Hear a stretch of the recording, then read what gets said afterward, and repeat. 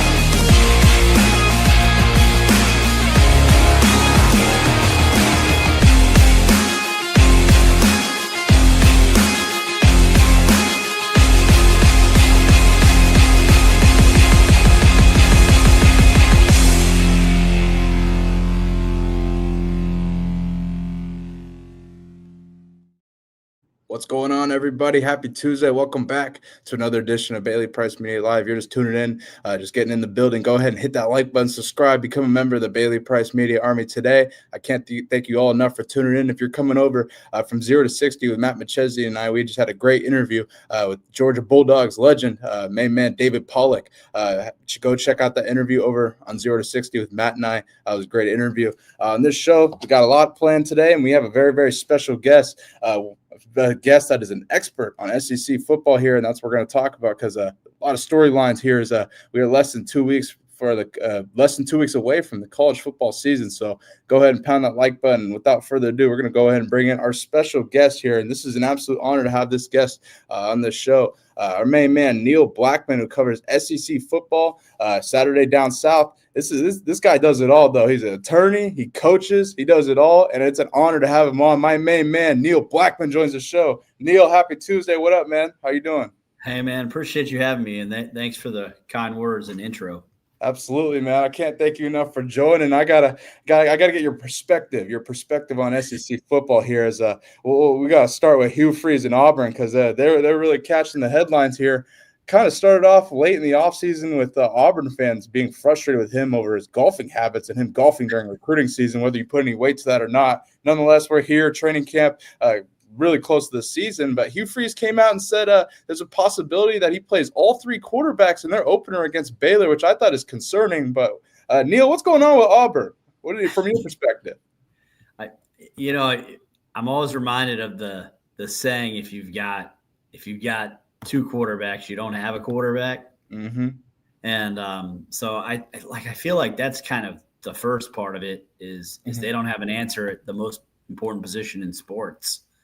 The other thing is they're just, and some of this gets into the Harden era and, however short that was and just all the turnover that they've had, but it doesn't look like an Auburn roster. I mean, there's not a bunch of clear-cut NFL talent on it. I think they're going to end up being 9th or 10th in the SEC in the 247 talent composite. So, you're used to seeing Auburn certainly in the top half of the league and accumulated talent. That's not the case. I don't think Hugh Freeze forgot how to coach. I don't think that they forgot ball plays up there, but I don't know. I think could be in for yet another long year on the Plains unless, they do actually have a solution at the quarterback spot. Now let's start at the quarterback position because I think there's a lot of pressure on Hugh Freeze and Auburn. I think that goes without saying now. Hugh Freeze mentioned the possibility of all three. There's currently a video going viral out of Auburn practice of Hugh Freeze throwing his visor down about Jackson Arnold, saying he had a quote after saying Mr. Brown had a wide open guy for a touchdown and he didn't throw the ball. Now, if Jackson Arnold ends up starting for this team, do you have expectations? What are your expectations for Arnold and Hugh Freeze's offense. For a new team for him, Arnold coming over from Oklahoma and Coach Venables. Well, look, I think that they'll be better on the offensive line at Auburn than they were at Oklahoma last year, and so I'm a little bit willing to, I think there's only so much Jackson Arnold could do playing behind what was a line that was not ready for the transition to the SEC, and by Coach Venables' admission, was not ready. They were too small. They were young. And, Arnold ran for his life a lot. I like where Auburn is up front. In a line of scrimmage league, that actually does alleviate some of the concerns I have about their top end talent, particularly at the playmaker spots. But, I think the biggest thing for Arnold is, he's going to have to create some of his own magic, because they don't have, you don't look at that roster and say, oh, here's an explosive playmaker that really scares me. And in fact, most of those guys that are gone. So to the extent that there's stuff beyond Cam Coleman, they need to figure that out really early. Yeah, I think. Besides the kid they got from Georgia Tech, it's pretty light out there. And I'm curious to see how Arnold comes over from Oklahoma, because there was so much. I thought there was a lot of hype with Jackson Arnold at Oklahoma, and then it just fills it out the way it did. Now, I got the sense from you. I think we're both on the same page here with Auburn. It could be another tough season for them. Now, with Hugh Freeze, could he be on the hot seat if they really struggle this season, or do you think he has a leash to keep building up Auburn? I think that they're in a unique spot. Look, Auburn is never going to be a program that's patient, and I think the transition at Alabama from Coach Saban to Coach DeBoer and whatever happens this year always influences Auburn to a little bit. The two have always kind of fed off each other. So if Kalen DeBoer is in the playoff this season and Alabama looks like it's humming along again, maybe that ratchets up the pressure on Coach Freeze a little bit. But I do think they're committed to Hugh Freeze. I know he'd be awfully expensive to get rid of if they got rid of him in year 3. I would anticipate he gets a 4th year. I know that there was a lot of chatter about some recruiting issues, but, they've closed well both years that Freeze has been there. I would expect that they continue to do that. Their NIL operation is solid. So I really don't anticipate anything happening, barring the wheels coming entirely off. And I still think this is a bowl team for the reasons that I said. I think that they have the offensive line. I think Cam Coleman is as good a receiver as there is in the conference. He alone with Jackson Arnold, even if they have to go to Ashton Daniels, you kind of like their ability to get to 6 wins. Okay, so a bowl team nonetheless, and it sounds like Hugh Freeze has some security with the job there as well. So something to watch there. We'll see if they come out 3 quarterbacks against Baylor, though. I don't know. Baylor's a pretty tough team coming from the Big 12. Yeah. A lot of returning starters. So, I don't know. Let's go up the road here. Let's go to Bama here. I want to preview Alabama's opening matchup against Florida State, and they take on Thomas Castellanos in Florida State here. And he had some interesting comments about Alabama, saying they don't have Nick Saban to save them. Oh boy, is Florida State in trouble against Alabama, Neil? Kind of preview this matchup for us. Yeah, look, man, I don't know what Thomas Castellanos is doing. We're talking about a Florida State program that's getting trolled in video games right now by video game commentary where they say, well, they only won 2 games last year. Yeah. Mike Norvell is, speaking of huge contracts and buyouts, is another guy who probably can survive some sort of bad year this year, but if it's 2-10 or 3-9 again, they will go in a different direction. I don't expect it to be that bad, but even playing at home, I can't see a path where Florida State wins this game. Alabama is entirely too talented for that to happen. And you don't poke the bear. Even in a world where Coach Saban is gone, this isn't the USC team dancing in the tunnel and on their way out to get demolished by Alabama by 40. But, look, Alabama's going to be able to run the ball because everybody can run the ball in Florida State, at least the last couple of years. They're going to be able to control the tempo of the game. I don't think that Ty Simpson is a guy who can win a game yet by himself. Just don't think he'll have to at Florida State. I think Florida State will be competitive. They were competitive quite a bit last year, even though they went 2-10. But for Tommy Castellanos to start talking about Nick Saban and Alabama being in trouble and predicting victories, this is one of those where, like, you're coming off a 2-10 year, and even though he wasn't a part of that, like, they still have all sorts of issues on the offensive line. Keep your mouth shut and go to work. Mm-hmm. That's why I'm concerned it could really come back, because I'm a big Kalen DeBoer guy. He's a winner. I mean, he won at Fresno, he won at Washington, and now Alabama here going into his second year, just named Ty Simpson as the starter. I think there's the potential for more success, and this is just, I mean, it's just a recipe for revenge here with them. So oh my goodness. How do you feel about Kalen DeBoer going into his second year at Bama? Better than a lot of people, I think. Yeah. I'm high on them. I did not pick them to win the league. I did pick them to finish third behind Texas and Georgia. Mm-hmm. I think for me, I would have been higher on them if it wasn't Ty Simpson, which isn't a knock on him. It's just that I don't think it is. I just don't think it's unfair to say I can't pick a team in a 16-team SEC to finish any better than third when, the guy has 29 career completions, right? Like, right, yeah. He's going to have to show me that. And he's going to get opportunities. I mean, Wisconsin is a good team. They're going to play them in week 3, and then they have the bye, and then the Georgia game in Athens. We're going to know a lot about Ty Simpson by the end of September, and maybe you'll have me back on and I can revisit where I stand on Alabama. I'm with that, definitely. But look, man, I love that defense that they've got. I think they have the best linebackers in the country.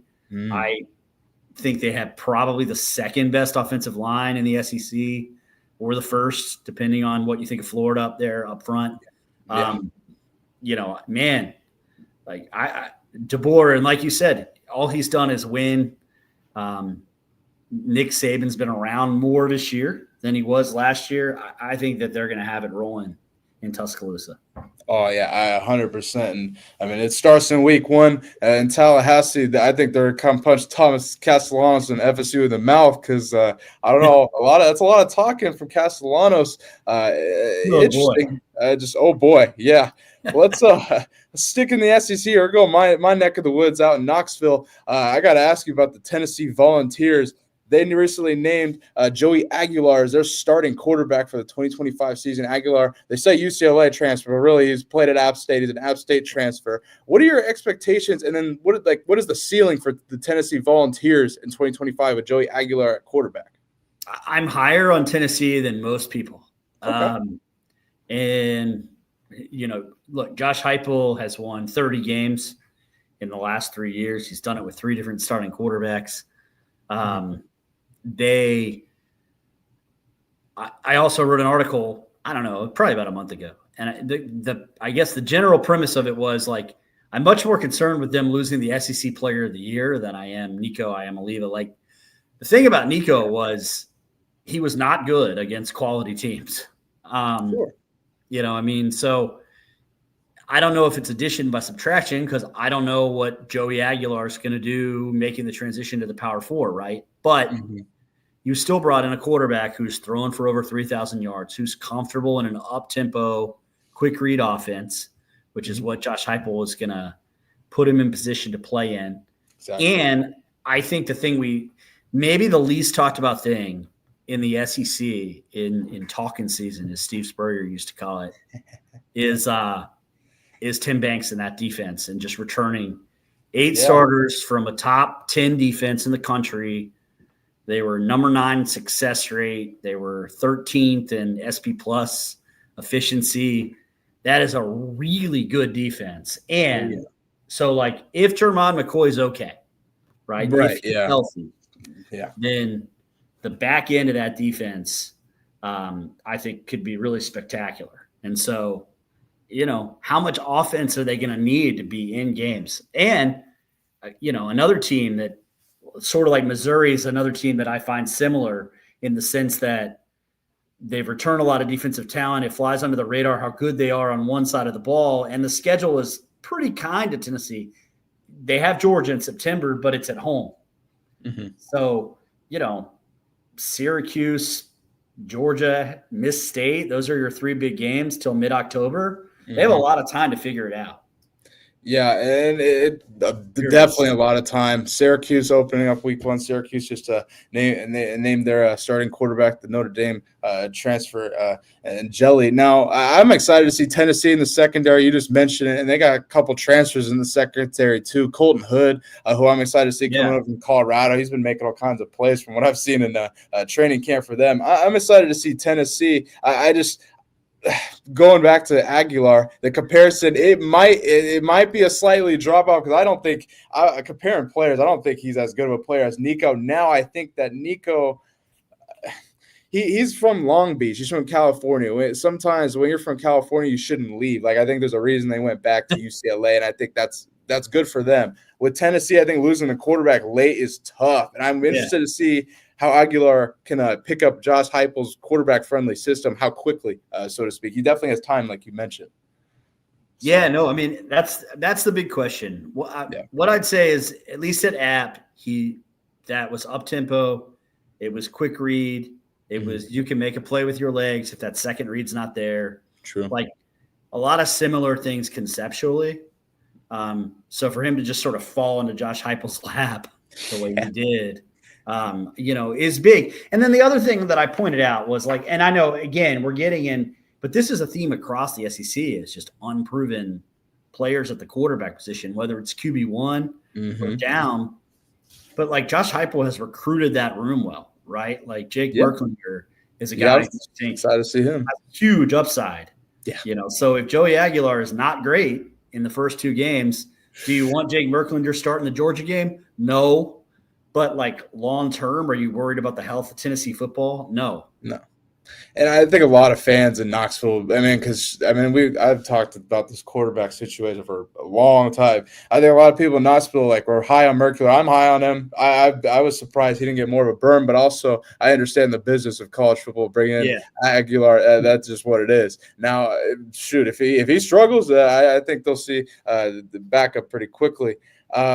Let's go for Neil. It's been great having you on. Getting your perspective has been unbelievable. I can't thank you enough for joining, my man. Now we're talking SEC now. I guess Texas applies to that, so we're gonna talk Texas here. Now, Archie Manning came out in a press conference today after Archie Manning came out and said that he wasn't gonna declare for the 2026 draft. Archie Manning responded to that with an interesting comment that I wanted to show here, Neil. We can get your reaction after.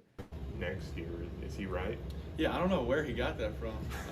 He texted me and apologized about that, but I'm really just taking it day by day right now.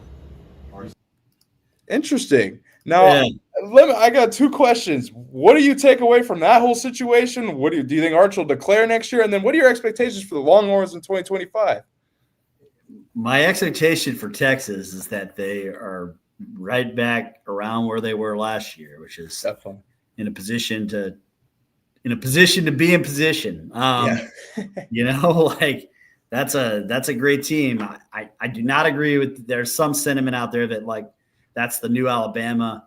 I don't think there is a new Alabama. I agree. My take on the Saban dynasty is that it was unique and probably unprecedented in my lifetime.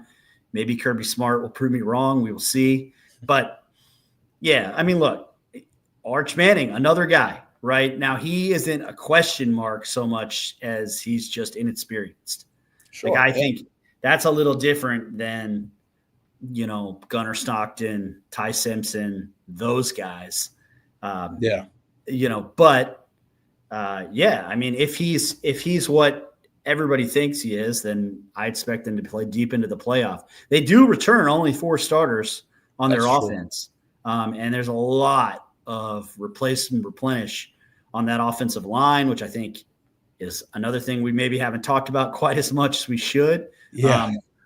And obviously they don't get much of a break. But in a 12-team playoff world, they can go up to Columbus and get waxed, and it's not going to matter. That's true. That is true. So that'll be cool. It'll kind of be a measuring stick. Like, where are we?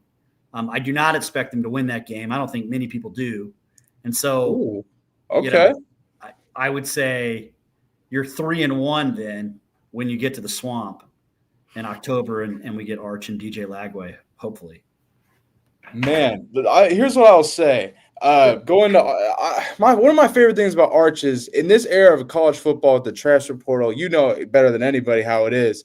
He elected to stay and develop and sit behind Quinn Ewers and develop in Sark's system versus transfer. That's one of my things that makes me higher on Arch Manning the most, and I've heard other people say that as well. I'm excited to see how week 1 is going to be in Columbus. Oh my goodness, I'm so excited for that game. You believe Ohio State will take out Texas in week 1 with the Saying as their quarterback? His first game. That's going to be a hell of a game. Yeah, I just think being in C-Bus and life isn't a video game, but having Jeremiah Smith is it's as close to hit the triangle button as you get these. You ain't lying. No, he's a freak. Yeah. And it's Arch Manning's second start, right? Like we're all, Ohio State breaking in the new, and it's like, well, Arch Manning started. It's either his second or his third start. Sorry, I don't have that up. But, so again, it certainly be a different kind of environment for him too, as talented as he is. For sure. And you do make a very, very good point with that, because I thought Sark, Quinn Ewers looks pretty good for Miami right now, but I thought at times Sark exercised a lot of patience in putting Arch Manning in, because I think there's a lot of pressure to put him in over Ewers with a lot of outside noise. I think Sark exercised a lot of patience in not doing that, and I think it's to the benefit of both Ewers and Arch Manning as well. So it waits to be seen. I can't wait for week 1. That's going to be a must-watch game. Everyone's going to be tuning in. Neil, my final question for you. Can't thank you enough for joining. Who's your SEC dark horse? Some team that's going under the radar in the SEC. No one's talking about. You got Vanderbilt, South Carolina. Those are the ones that pop off in my head. Who's your SEC dark horse in 2025? I go back and forth between Missouri and Florida, and I lean. Increasingly, because Missouri has not figured out who's going to play quarterback. Okay. Yeah. And we heard DJ Lagway's playing 11 on 11 for the last 2 days. Good. Yeah. I'm sure Florida fans are doing backflips over that news. I think it's just Florida because it's line of scrimmage, right? Mm-hmm. They're the only team in the SEC that returns 5 starters on the offensive line. They're the only team in the SEC that has 5 guys on the offensive line that graded out in the top 15 in PFF. On the offensive line, they return over 2,000 snaps played on the offensive line. Yeah. And then on the defensive line, obviously just player retention. Everybody talks about the portal, but they kept Caleb Banks, who's first team All SEC. They kept George Gums, who we saw on the SEC All SEC coaches list today. They love where they're at linebacker. And then they have, potentially outside of Arch Manning, the biggest talent at quarterback in the league. If they can keep him upright. That's the question. Yeah. Yeah. So it's really about his health to me. But they're a team where, because their schedule is so ridiculous, like if they're 9-3, they're going to the playoff. Yeah. The committee won't be able to say, no, you're not in. Right. So that I would kind of dark horse somebody that's going to get in if they're 9-3, and I like them in that scenario. No, I'm high on the Gators. I've talked about the Gators, covered DJ Lagway and his not throwing, and Gators fans losing their mind about that, because that's a whole other thing. But no, I think I'm high on Florida. I just think their schedule is tough. Like crazy. You mentioned, tough. It's crazy. They have a lot of tests really early in the season that I think. It's going to be really interesting to see how they respond. Now, you mentioned 2,000 snaps, bringing back a lot of that experience on the offensive line, I think is a teller and an indicator a lot of times in the team's success. When you're looking at predicting and stuff, just knowing from playing and covering it, that's that is a good little tidbit there, Gator fans, that Gator fans might want to hold on to, because that, yeah. Neil, it's been an absolute honor having you on my show, man. Would love to have you back on again. Your perspective is, unbelievable and exclusive, and I can't thank you enough for tuning in and joining, my man. Love to have you back on again. Thank you for joining, my man. Awesome. Appreciate you.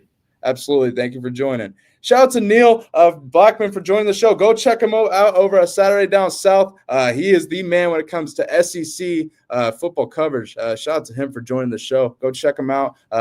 Writer for Saturday Down South. He is the main man, knows all things SEC. As you know, he dropping the truth bombs, the stats here.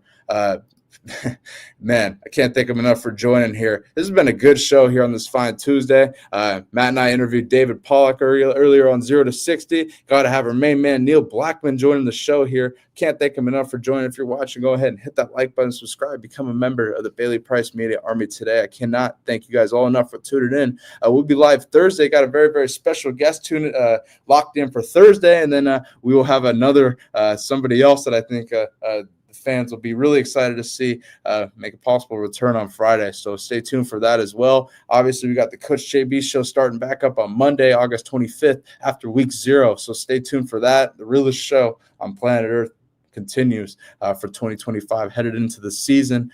Week 0 college football this Saturday, this Friday, this weekend. God damn, I can't wait for football. Man, but can't thank you all enough for tuning in. I'll see you guys here on Thursday. We may be live tomorrow. Stay tuned for that as well. I got something in the works here, so stay tuned for that. But thank you guys all for tuning in. Pound that like button. Become a member of the Baylor Price Media Army today. The link's pinned in the chat, and I'll see you guys all here on 4 p.m. Eastern, Thursday on Baylor Price Media Live. Thank you for watching, folks. Peace.